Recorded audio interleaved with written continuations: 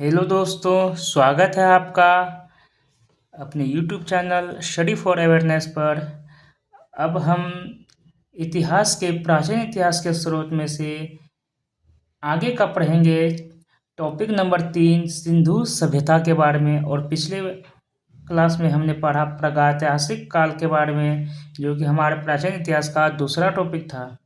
चलिए अब हम पढ़ना शुरू करते हैं। रेडियो कार्बन C14 जैसी नवीन विश्लेषण पद्धति के द्वारा सिंधु सभ्यता की सर्वमान्य तिथि 2400 ईसा पूर्व से 1700 ईसा पूर्व मानी गई है। कब से? 2400 ईसा पूर्व से 1700 ईसा पूर्व मानी गई है सिंधु सभ्यता की तिथि। इसका विस्तार त्रिभुजाकार है। नोट: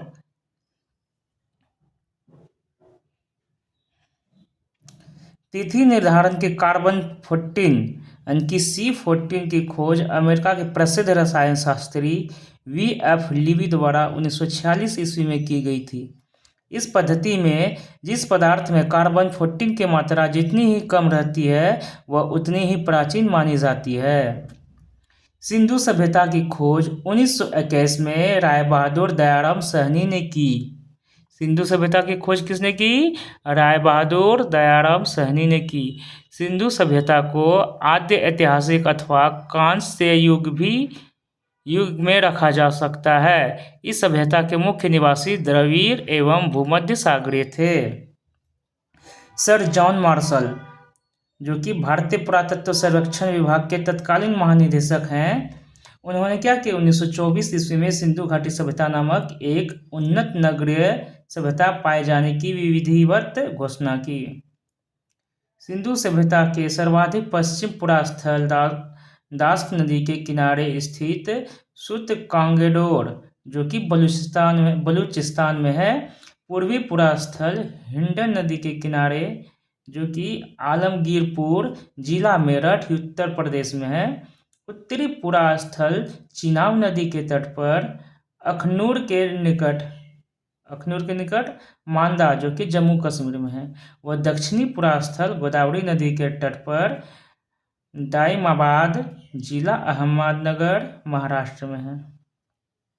सिंधु सभ्यता या सैंधव सभ्यता नगरीय सभ्यता थी। कैसी सभ्यता थी सिंधु सभ्यता? नगरीय सभ्यता थी।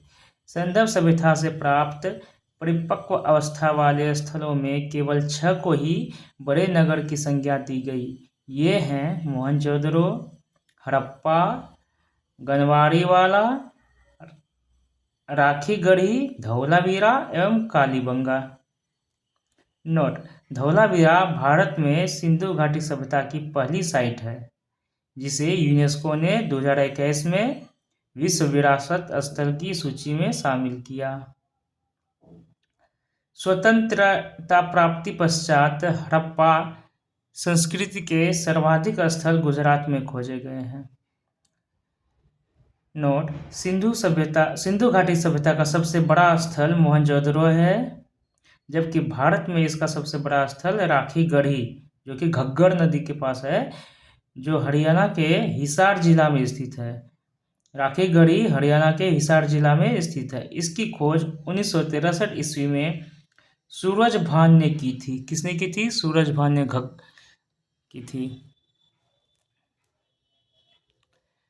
लोथल एवं सूतकोतदा सिंधु सभ्यता का बंदरगाह था। लोथल एवं सूतकोतदा क्या था? सिंधु सभ्यता का बंदरगाह था, जो कि जोते हुए खेत और नक्काशीदार ईंटों के प्रयोग का साक्ष्य कालीबंगन से ही प्राप्त होता है।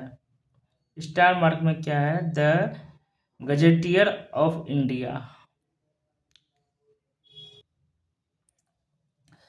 मोहनजोदड़ो से प्राप्त स्नानागार संभवतः सैंधव सभ्यता की सबसे बड़ी इमारत है, जिसके मध्य स्थित स्नान कुंड 11.88 मीटर लंबा, 7.01 मीटर चौड़ा एवं 2.48 मीटर गहरा है। अग्निकुंड लोथल एवं कालीबंगन से प्राप्त हुए हैं। मोहनजोदड़ो से प्राप्त एक सील पर 3 मुख वाली देवता, जो कि पशुपतिनाथ की है, उनकी मूर्ति मिली है। उनके चारों ओर हाथी, गैंडा, चीता एवं भैंसा विराजमान है। मोहनजोदड़ो से नर्तकी की एक कांस्य मूर्ति मिली है। हड़प्पा की मोहरों पर सबसे अधिक एक श्रृंगी पशु का अंकन मिलता है। यहाँ से प्राप्त एक आयताकार मोहर से स्त्री के गर्भ से निकलता पौधा दिखाया गया है। मनके बनाने के कारखाने लोथल एवं चनहुदरो में मिले हैं। मनके बनाने के कारखाने कहाँ से मिले हैं? लोथल एवं चनहुदरो से मिले हैं। सिंधु सभ्यता की लिपि भाव चित्रात्मक है। यह लिपि दाईं से बाईं ओर लिखी जाती है। जब अभिलेख एक से अधिक पंक्तियों का होता था तो पहली पंक्ति दाईं से बाईं और दूसरी बाईं से दाईं लिखी जाती है। नोट: लेखन कला की उचित प्रणाली विकसित करने वाली पहली सभ्यता सुमेरिया की सभ्यता थी। लेखन कला की उचित प्रणाली विकसित करने वाली सभ्यता कौन सी है? सुमेरिया की सभ्यता थी। चलिए, सिंधु सभ्यता के लोगों ने नगरों तथा घरों के विन्यास के लिए ग्रिड पद्धति अपनाई। घरों के दरवाजे और खिड़कियां सड़क की ओर खुलकर पिछवाड़े की ओर खुलते थे। मतलब घरों के दरवाजे जो है और खिड़कियां सड़क की ओर न खुलकर पिछवाड़े की ओर खुलती थी। केवल लोथल नगर के घरों के दरवाजे मुख्य सड़क की ओर खुलते थे। सिंधु सभ्यता में मुख्य फसल गेहूं और जौ थी। सैंधववासी मिठास के लिए शहद का प्रयोग करते थे। मिट्टी से बने हल का साक्ष्य बनमाली से मिला है। मिट्टी से बने हल का साक्ष्य कहाँ से मिला है? बनमाली से मिला है। रंगपुर एवं लोथल से चावल के दाने मिले हैं जिनसे धान की खेती होने का प्रमाण मिलता है। रंगपुर एवं लोथल से चावल के दाने मिले हैं जिससे यह पता चलता है कि वहाँ धान की खेती होती थी। चावल के प्रथम साक्ष्य लोथल से ही प्राप्त हुए हैं।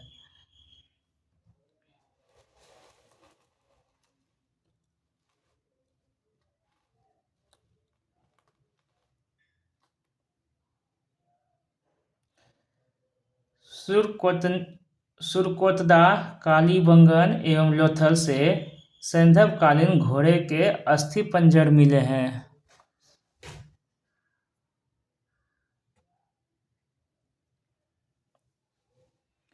तौल की इकाई संभवतः 16 के अनुपात में थी।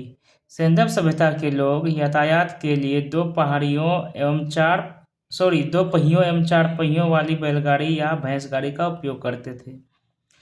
मेसोपोटामिया के अभिलेखों में वर्णित मेलुहा शब्द का अभिप्राय सिंधु सभ्यता से ही है। संभवतः हड़प्पा संस्कृति का शासन वर्णिक वर्ग के हाथों में था। संभवतः हड़प्पा संस्कृति का शासन कहाँ था? वर्णिक वर्ग के हाथों में ही था।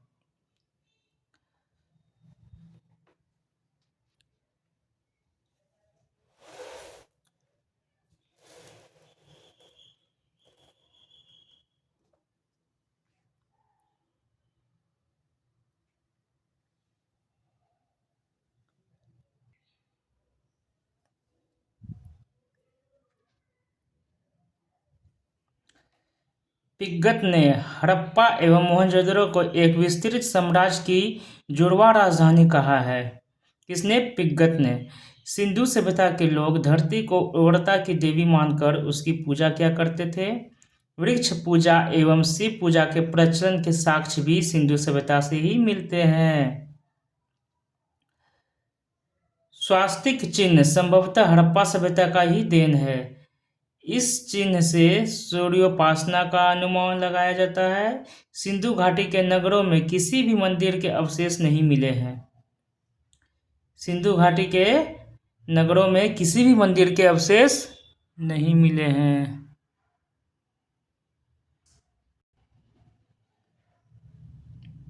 सिंधु सभ्यता में मातृदेवी की उपासना सर्वाधिक प्रचलित थी। पशुओं में कुबर वाला सांड इस सभ्यता के लोगों के लिए विशेष पूजनीय था। स्त्री मृन्मूर्तियां अधिक मिलने से ऐसा अनुमान लगाया जाता है कि सैंधव समाज मातृसत्तात्मक था। सैंधववासी सूती एवं ऊनी वस्त्रों का प्रयोग करते थे। मनोरंजन के लिए सिंधवासी मछली पकड़ना, शिकार करना, पशु पक्षियों को आपस में लड़ाना, चौपर और पासा खेलना आदि साधनों का उपयोग करते थे। सिंधु सभ्यता के लोग काले रंग से डिजाइन किए हुए लाल मिट्टी के बर्तन बनाते थे। सिंधु घाटी के लोग तलवार से परिचित नहीं थे। कालीबंगन एकमात्र हड़प्पाकालीन स्थल था जिसका निचला शहर सामान्य लोगों के रहने हेतु भी किले से घिरा हुआ था। कालीबंगन का अर्थ है काली चूड़ियाँ। यहाँ से पूर्व हड़प्पा स्तरों के खेत जोते जाने और अग्नि पूजा की प्रथा के प्रमाण मिले हैं।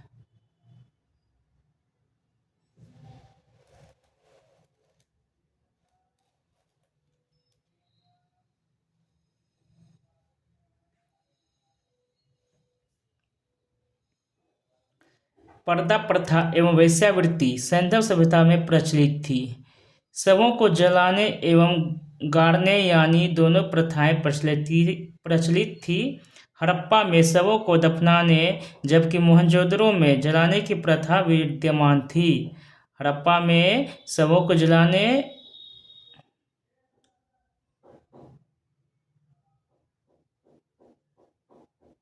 की प्रथा विद्यमान थी। लोथल एवं कालीबंगन में युग्म समाधियां मिली है।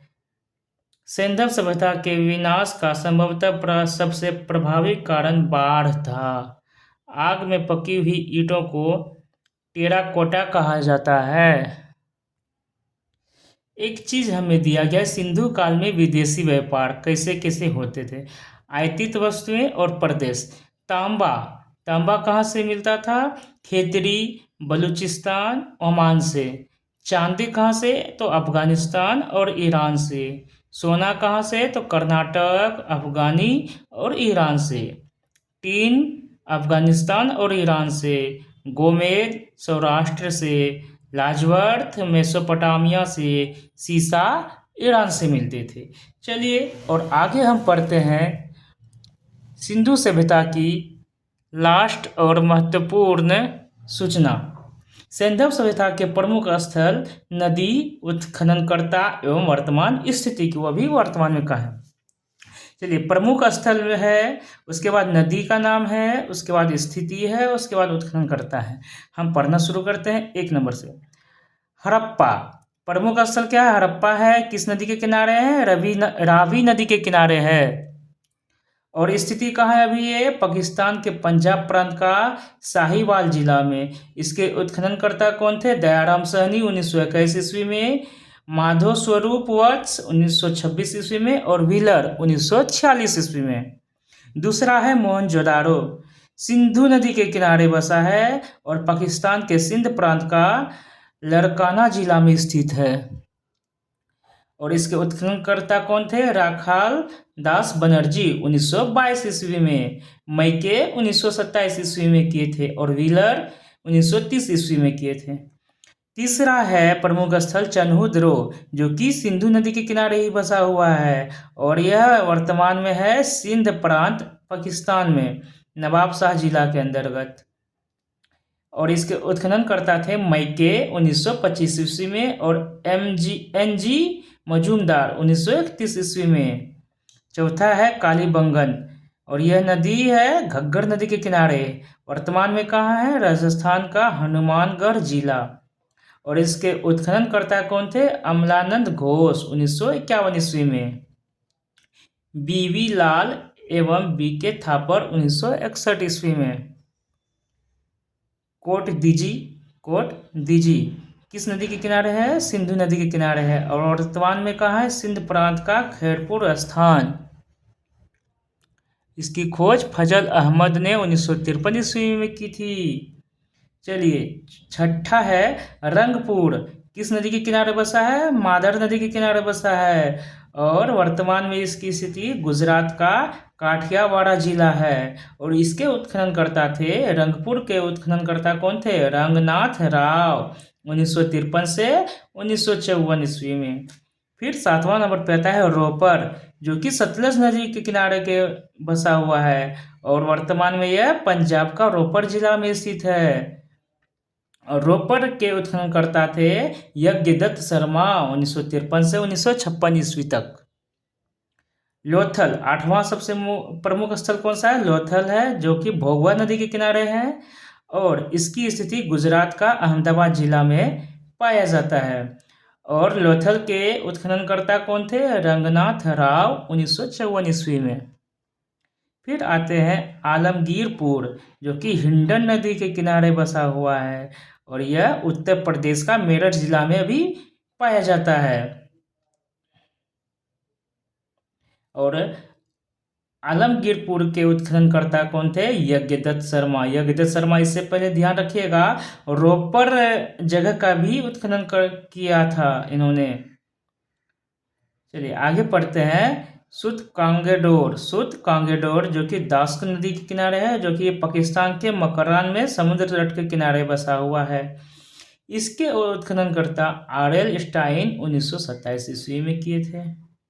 11 नंबर पे है बनमाली, जो कि नदी है रंगोई। इसी नदी के किनारे यह बनमाली स्थल बसा हुआ है और यह वर्तमान में हरियाणा का हिसार जिला में पाया जाता है। इसके उत्खननकर्ता, बनमाली के उत्खननकर्ता कौन है? रविंदर सिंह बिष्ट 1974 ईस्वी में। फिर आते हैं धौलावीरा, जो कि लूनी नदी के किनारे स्थित है, गुजरात के कच्छ जिला में अभी पे मौजूद है। और इसके उत्खननकर्ता कौन थे? जेपी जोशी 1967 से 68 ईस्वी में इन्होंने किया। फिर उसके बाद आए रविंदर सिंह बिष्ट 1990 से 1991 ईस्वी में, इन्होंने भी अपना योगदान दिया। नेक्स्ट है 13वां सुतकाह, जो कि सौदीकोर जो कि सौदीकोर नदी के किनारे बसा है और इसकी स्थिति अभी दक्षिणी बलूचिस्तान में है। सुतकाह की उत्खननकर्ता जॉर्ज हेल्स 1962 ईस्वी में इन्होंने ही किया था। तो दोस्तों, आज हमने सिंधु सभ्यता के बारे में अच्छे से पढ़ा। आई होप ये वीडियो आपको अच्छा लगा होगा और आपके आने वाले एग्ज़ाम में काफ़ी मददगार साबित होगा। तो दोस्तों, हम आपसे कुछ नहीं चाहते, बस एक लाइक, शेयर और कमेंट चाहते हैं।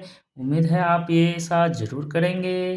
धन्यवाद दोस्तों, मिलते हैं आगे की क्लास में।